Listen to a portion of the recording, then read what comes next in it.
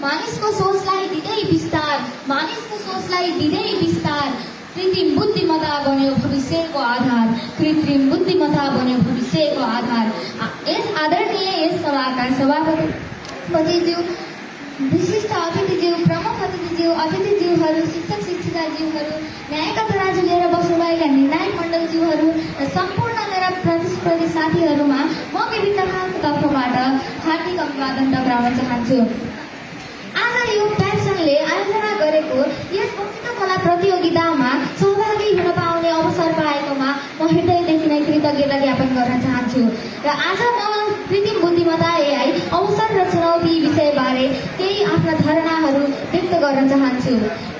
AI छ साथी ज्ञान बढाउँछ माथि भने झैं कृत्रिम बुद्धिमत्ता एआई आधुनिक विज्ञान तथा सूचना प्रविधिको एक अत्यन्त उन्नत परिवर्तनकारी उपलब्धि हो जसले कम्प्युटर र मेसिनहरूलाई मानवीय बौद्धिक क्षमता अनुकरण गर्दै सिक्ने, तर्क गर्ने, विश्लेषण गर्ने तथा निर्णय गर्ने सामर्थ्य प्रदान गर्छ। विश्वव्यापी रूपमा डिजिटल रूपान्तरण तीव्र गतिमा अगाडि बढिरहेको छ।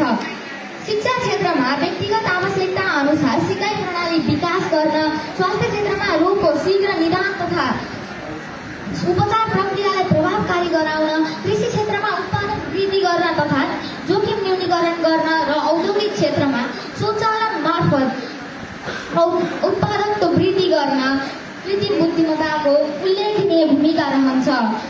त्यसैगरी नवप्रवर्तन, अनुसन्धान तथा विकासका नयाँ सम्भावनाहरू सिर्जना गर्नमा पनि यो एक महत्त्वपूर्ण माध्यमका रूपमा बनेको छ। त्यसै र